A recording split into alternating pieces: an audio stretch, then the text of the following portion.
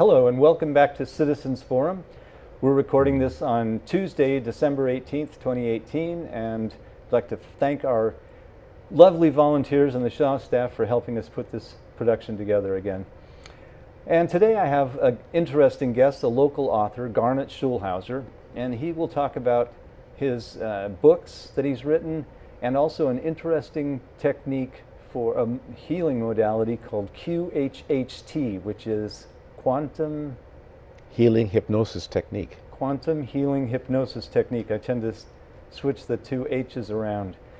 But anyway, without further ado, welcome to the show, Garnet, and I'd like you to tell us, how did you get started in this from your career as a corporate attorney in Alberta?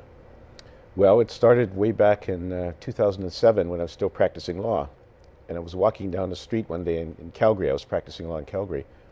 And all of a sudden, out of nowhere, a homeless man just jumped out in front of me. And he looked like a typical homeless man with like dirty slept-in clothes and scraggly beard and long unkept hair.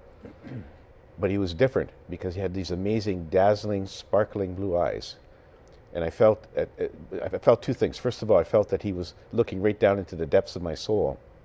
And I felt that he knew everything about me, everything I've ever said or done in my life. He even knew my deepest and darkest secrets, which was funny because I'd never met the man before. But instead of stepping around him or getting away from him, I stood there because he was sending me this gaze. His eyes were sending me this gush of pure, unconditional love. Wow. It was infusing my whole body with an amazing sense of peace and security and well-being. It was like the most amazing feeling I've ever had in my life.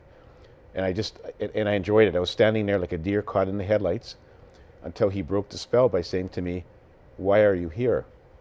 Then he promptly disappeared into a nearby store. Well, when I finally collected my wits, I went into the store to find him. There was only one entrance and one exit. I walked in the store, he was nowhere to be seen. I walked back out in the street, up and down for several blocks trying to find him, but he had disappeared into thin air.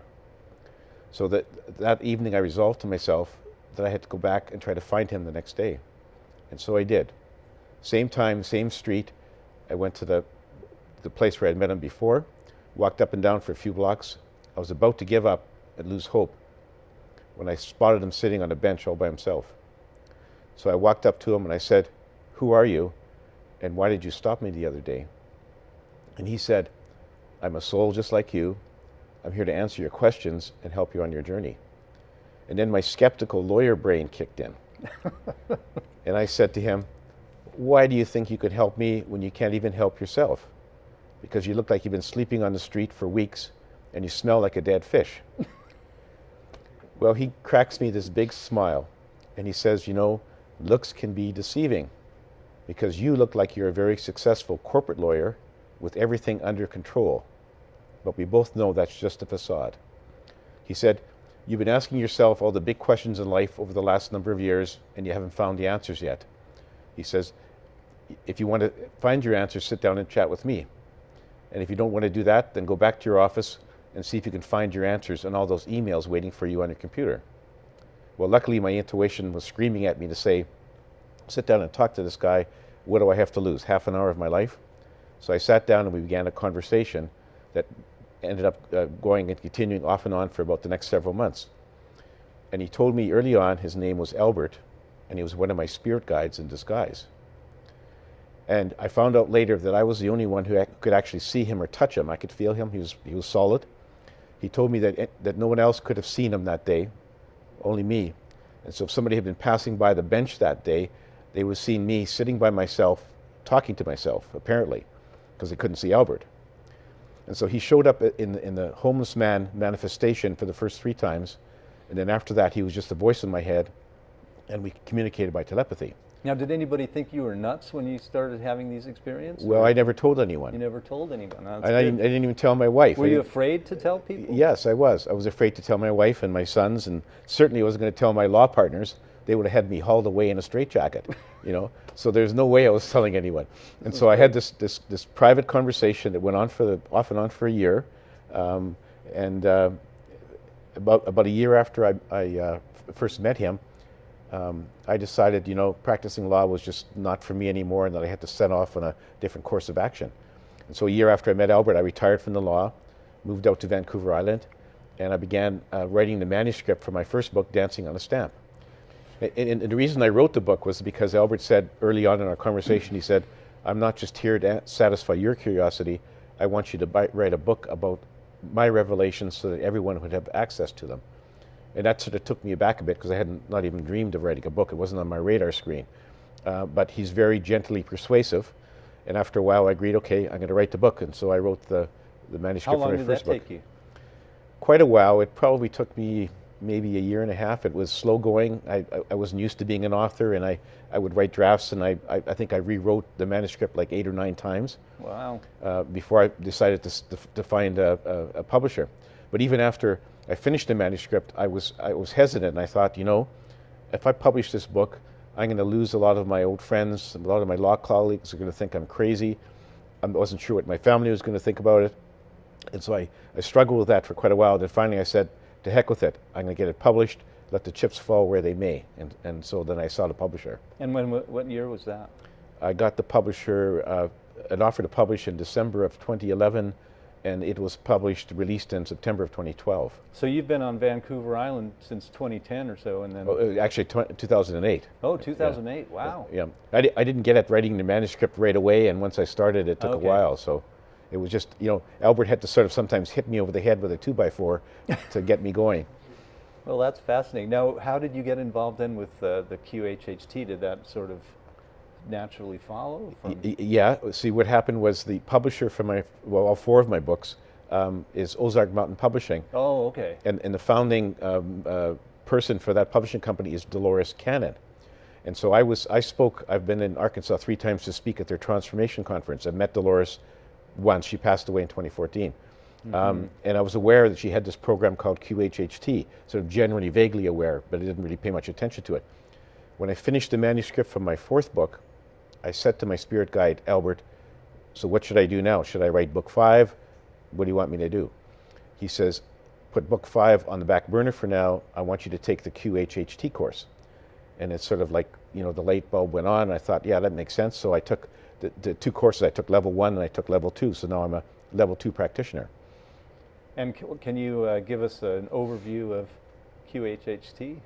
Yeah, it's a hypnosis technique developed by Dolores Cannon, who is the founder of my publishing company. And she developed this over a period of like 40 years.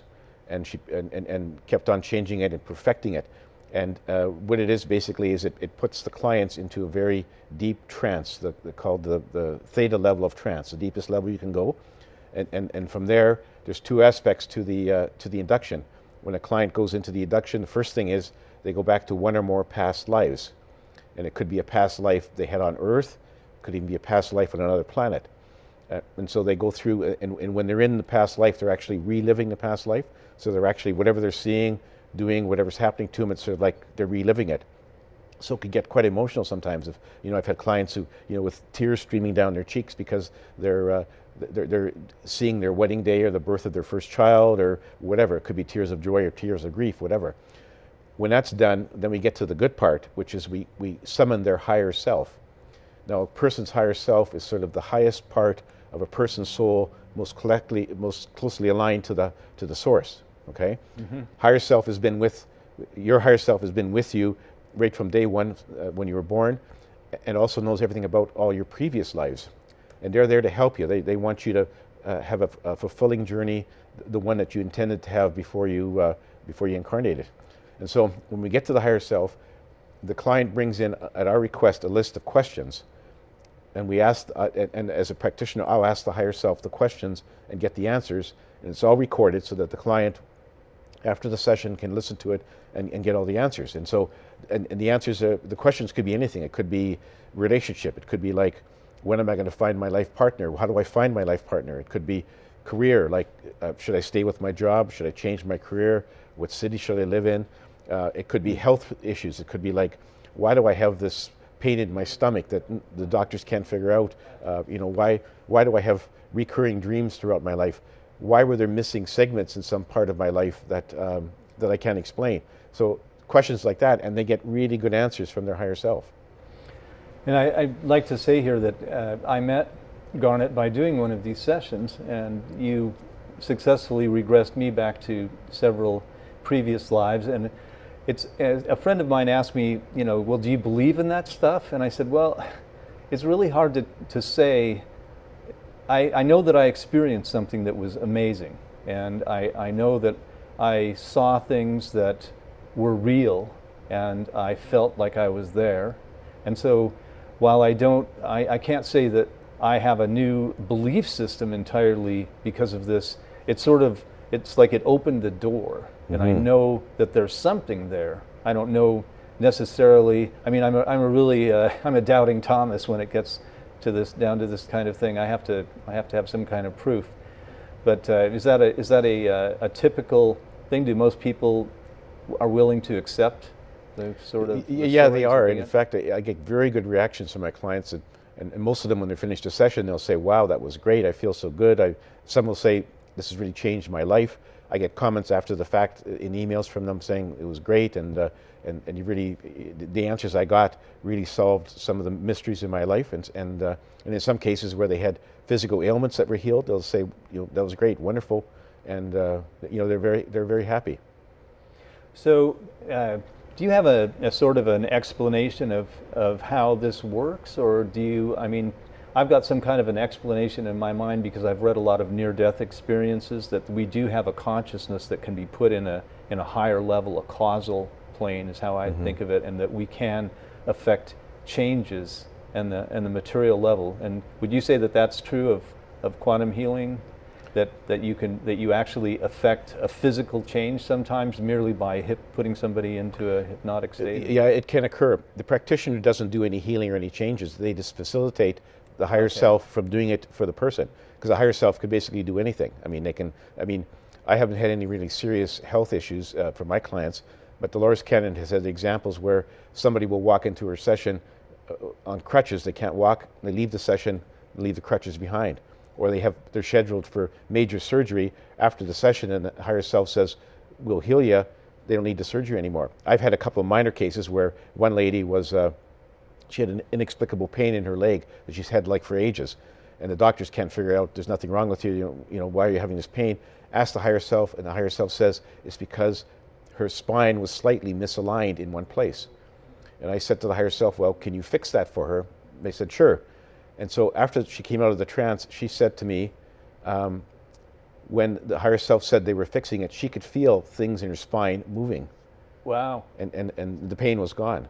That's amazing. Yeah, and so those are just, but it doesn't always work if it only works if it's appropriate for you.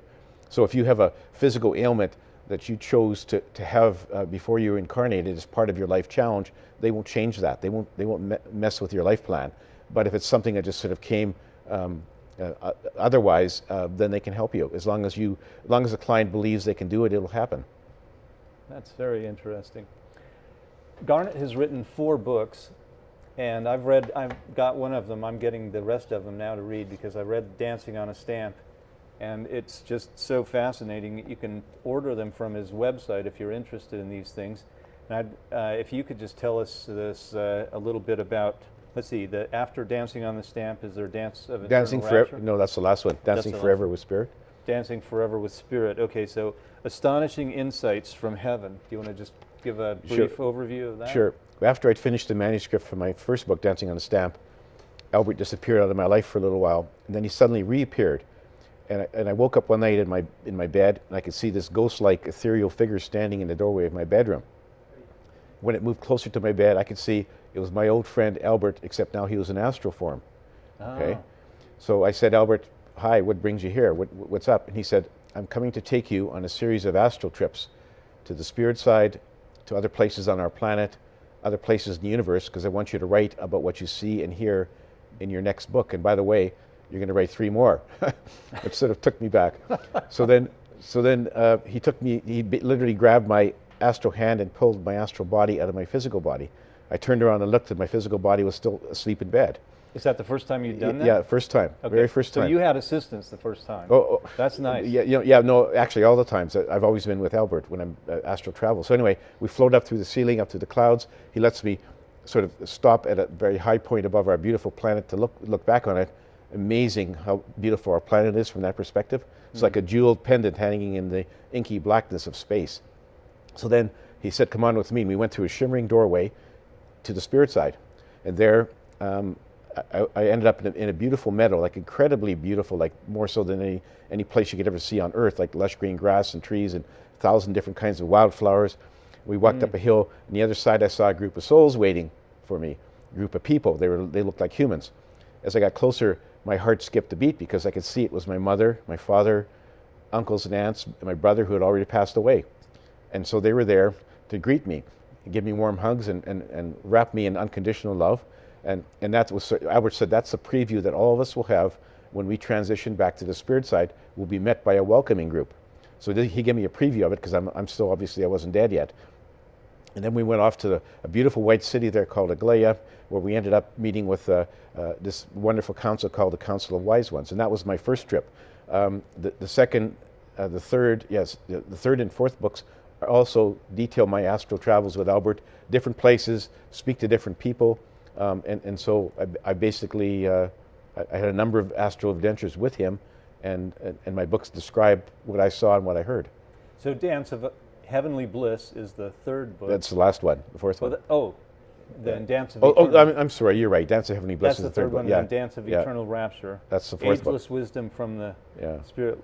Well, I haven't read them yet, but I know from having read the first one that I'm going to be really interested in these, and I'm just fascinated with all of these things that are going on. I mean, my wife and I have spent a lot of time watching Dolores Cannon videos on YouTube, and that's how we found you. We watched some other QHHT practitioners, and we both just decided that we wanted to do that and see what it was like. And so we called you and set up appointments, and my wife actually went first, but it's so nice to be able to do this right here locally on Vancouver Island, I can tell you, because a lot of people have to travel, and it's something that you can really only do in person, right? You can't just do it on a Skype call. Yeah, that's right. That's one of the strict rules that Dolores set, was it has to be done in person, not by Skype or by phone. So that there's a sort of a geographical limitation in terms of, people could access to me. Either I go somewhere or they come here, but I don't really travel around that much, and so it's a limiting factor. But it's really not. I mean, as long as you can find somebody, then you're in good shape. And there seem to be more and more of you QHHT practitioners around. I've looked on YouTube, and it's just full of them now. So who was Dolores Cannon? Why don't you tell us a little bit about her, because she's the one that started this, right? Yeah, well, she started off just almost by accident, just doing hypnosis, and I'm not sure where she took her training from, but it was the basic sort of, I want to quit smoking, I want to lose weight kind of clients, and she was doing that through hypnosis. And then almost by accident, one day she was regressing somebody back to their childhood in this life to find out if there was a problem, and all of a sudden they flipped even further back into a different life. And so she thought this was interesting, so she learned about how to regress people. And then later on she found out that every once in a while she'd be talking to the person who was under hypnosis, and all of a sudden it seemed like there was somebody else coming in and speaking. And then she soon figured out that this was their higher self. And so she developed a technique whereby the practitioners can access the higher self, ask the questions. And she developed this over a period of 40 years. She did thousands and thousands of sessions. She was very good at it. Unfortunately, she passed away, and she transitioned to the spirit side in October of 2014. So she's written a number of books also on this, background information on this, hasn't she? Absolutely. She's written, I think, 19 or 20 books. Oh my gosh. And most of them have deal with her sessions, and they're all different in terms of what was learned from the sessions. And it really, she just picks out the higher self part, the good part of the sessions, and they're transcribed from the recordings, and that's what's in her books. And it's written, very fascinating. Some really, out of this world kind of stuff that came out of some of these sessions. So she's really a very well-known author if she's written that many books. Absolutely, yeah. She has a great following, and she's been all over the world giving lectures and doing sessions and training people. She was very energetic. She died, I think she was in her mid-80s. And she was still up and about. Oh, absolutely, yeah. Well, that's fascinating. Do you have a particular, if people are interested in this, do you have a particular recommendation for one of her books that's particularly good? Because I imagine that, for me, I went to church for the first 50 years of my life, and nobody talks about reincarnation or astral travel or any of that stuff. And I've had my own experiences since then, But I'm just wondering if there's anything, to sort of get people into it that's not too. Well, yeah, I'd suggest a couple of her earlier books. One is called Five Lives Remembered. Another one is called Between Life and Death. And that sort of sets the stage for people who aren't really familiar with this area, and they can kind of get the basis for where she's coming from. Some of her later books are really quite they're quite complicated, quite esoteric, and so I wouldn't advise people jumping into one of the later books, but start off with one of her earlier books, and that will give you a good grounding in terms of what she did. She sort of builds on the past. Oh, yeah. I think I read an earlier book, and it was she talked about helping people quit smoking and things. And it's really funny that you would go from something as mundane as just breaking habits to all of a sudden it gets to be your whole worldview. This has got to have just completely rocked your world. Oh, totally. Yeah, totally. And you can see the development. If somebody's really anxious, they could start at her first book and move all the way through. You can see how things developed. But it was done like over a period of 40 years, and she's really perfected it. She started teaching it maybe 8 or 10 years ago. So there are a number of QHHT practitioners, and there's very set guidelines. We have to follow it according to how she did it. We're not supposed to vary. And I tell you, it works. It really does. I can vouch for that. It does work. Okay, so one of the things that I just wanted to delve into a little bit, if we have this sort of thing, QHHT isn't the only past life regression therapy either. I've heard of that. There's a Dr. Newton, I think, who that was a Life Between Lives. I think I read that, and that kind of got me into this. So I had a little bit of an introduction before. But then you have people who are getting abducted by UFOs, and you have people who are, having a near-death experience, and those to me are very convincing because some of the things that happen to them when they come back, they're cured miraculously of something that they would normally be dead from. So what do you think is going on this planet, Garnet? Because we don't talk about any of these things seriously. We pretend that the people who are subject to these things are sometimes nuts. Well, it's getting better, actually. I mean, like 30 years ago, I wouldn't have written my books, and if I did, nobody would have read them, and I certainly wouldn't be having an interview with you about this topic. But things are developing. More and more people are becoming spiritually aware. They're asking all the big questions. A lot of them are sort of rejecting the religion they were taught when they were youngsters, and are looking for new answers to the big questions in life. So there's a lot of people searching, and so it's becoming better and better and better. And there's still a lot of people, if I talk to them about what I do, who will roll their eyes, but there's a lot more people who will say, that's great, wonderful, good for you. I wonder if we're going to hit some tipping point, because this seems to me to be, once you have this realization that you're not your body, I think we're all afraid of death. And so once you have this realization that I am not my body, and I even if I'm dead, my consciousness still is alive. I mean, I know I got out of my body by myself accidentally a couple of times, and then I started working on it, and I know it's possible. But that changes you forever. I mean, you can't, it's not a belief, it's an experience that you've had, and nobody can take away your experience. So no, for sure. And once you sort of get to the point and to understand what Albert has told me, and by reading, say, my books, then you're never going to be afraid of death again. It's just a transition. You're moving from one room to another, because we're all eternal souls, and we go on forever. And we're here just to have a human journey to learn and experience things that we want for our evolution as a soul. And we chose to come here, chose our life. So you can never be a victim. You can never say, why did God put me here, or why did the universe put me here? You put yourself here. Right. And so whatever life you're into, you planned it before you were born. Plus you change it as you go because of your free will actions. So it's sort of like you're the author of your own movie, so to speak, and that's the way you should look at it. Well, I've been doing this show since 2012, and it is frankly sometimes depressing to come out of here and hear what's going on in the world, because there's just so much bad stuff going on. Right. But this really gets me excited. It gives me great hope, because I just think, well, that's the point. The point is to get everybody to wake up and take a look at all these things. So I kind of think that that's what we're going through, some kind of an amazing transformation and waking up of everybody. And before long, this is just going to seem normal to everybody to access your past lives. And I mean, a lot of things go away when you realize, when you regress to a past life and you realize, oh, gee, I was a woman in one life. Or, Exactly. And I mean, one of the things that my wife and I came away with in our sessions was that we'd been married previously. And that was interesting, but the sexes were reversed. And I just found that fascinating. And it didn't even matter if it's not true. To me, what it did was it gave me a different camera angle on how I talk to my wife.